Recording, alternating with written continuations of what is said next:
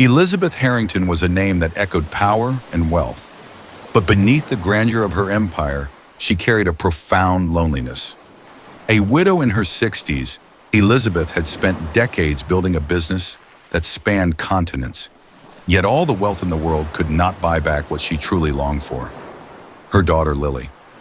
20 years ago, Lily had vanished from a park in California, leaving Elizabeth with nothing but unanswered questions in an aching void. Despite exhaustive searches, private investigators, and countless sleepless nights, Lily was never found. Over time, Elizabeth learned to mask her grief behind the polished veneer of her public life, but she never stopped looking. Every child's laughter, every fleeting glimpse of a familiar face, reopened the wound that never fully healed. I've noticed only 98% of you who watch haven't subscribed. Come on, guys, show some love and support. Thanks a bunch to those who have already subscribed. Returning to California for the first time in years, Elizabeth felt a pull, as if something was unfinished.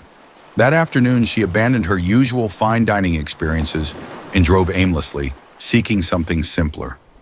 Her gaze landed on a charming little diner named Sunnyside Eats, its bright red sign inviting her into a world of warmth and ordinary conversations. As she stepped inside, the bell above the door chimed softly. She chose a quiet corner booth, one that offered a clear view of the room, yet provided a measure of solitude. Moments later, a young waitress approached. She appeared to be in her early 20s, her uniform slightly wrinkled but neat, her smile genuine but carrying a trace of weariness. "Good afternoon, ma'am. What can I get started for you?" the waitress asked, her voice polite but distant. Elizabeth looked up, and for a fleeting second, she felt something stir, an inexplicable familiarity in the young woman's soft brown eyes. She dismissed the thought, steadying her voice. "Just coffee for now, thank you." The waitress nodded and moved away with effortless grace, tending to other customers with a natural warmth. There was a resilience in her demeanor, one that Elizabeth recognized all too well. When the waitress returned with her coffee, something around her neck caught Elizabeth's attention. A delicate gold locket, glinting under the diner's fluorescent lights. "That's a beautiful locket," Elizabeth said softly. The young woman instinctively touched the pendant. "Thank you. It's very special to me," she replied. Elizabeth leaned forward slightly. "If you don't mind me asking, where did you get it?" The waitress offered a faint smile. "It was a birthday gift from my mom when I was really young. I don't remember much about her because I grew up in foster care, but this is the one thing I've always had of hers." The world around Elizabeth seemed to tilt. Foster care? Her heart pounded as she reached into her purse, pulling out a worn but treasured photograph.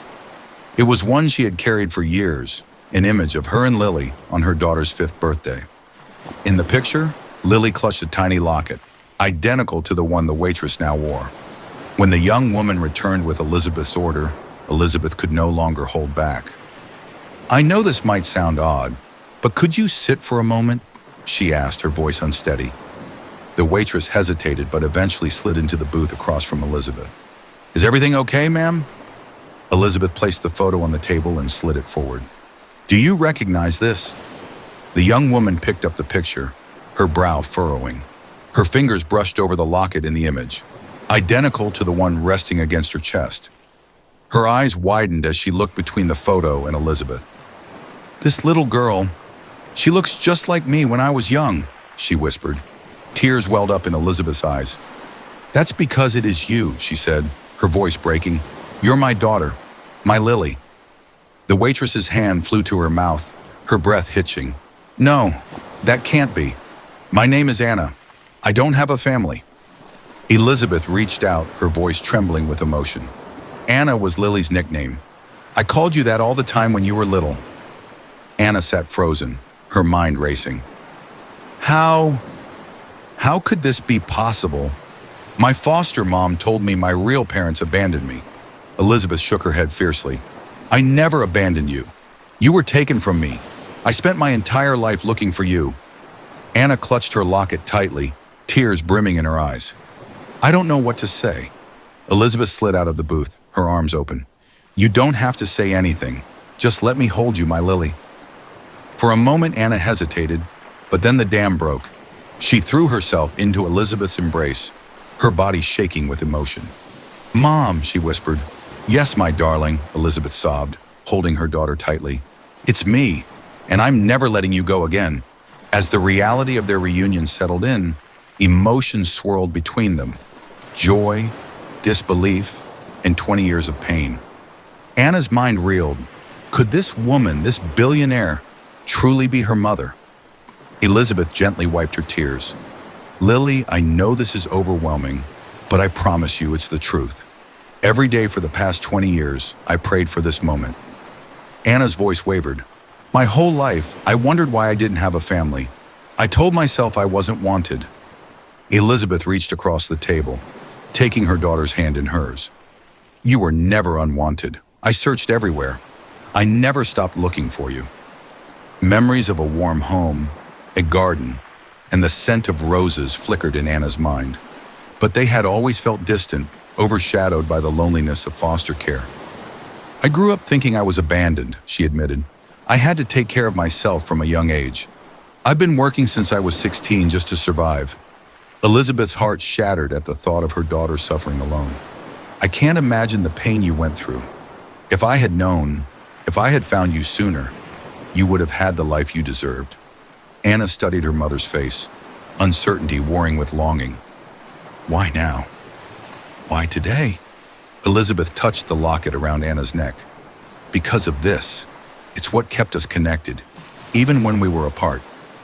Anna's voice trembled. "What about my dad? Where is he?"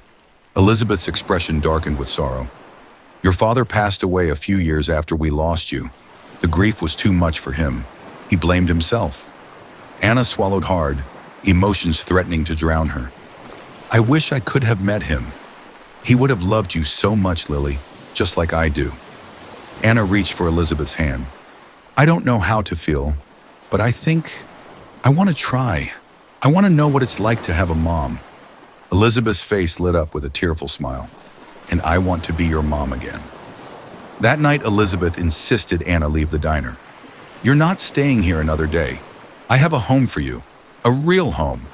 Anna hesitated. "I don't need charity. I just want to feel like I belong somewhere."